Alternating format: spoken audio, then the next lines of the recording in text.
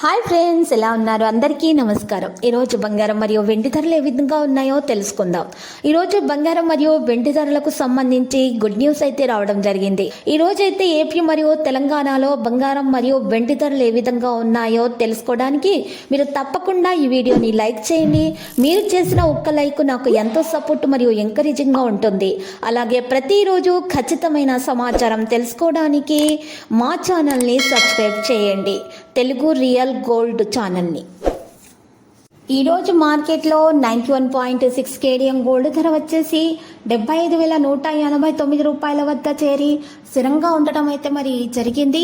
అదేవిధంగా ఈరోజు మార్కెట్లో 1 కిలో వెండి ధర వచ్చేసి 84,000 రూపాయల నుండి 100 రూపాయలు పెరిగి 84,100 రూపాయల వద్దకు చేరడం అయితే జరిగింది.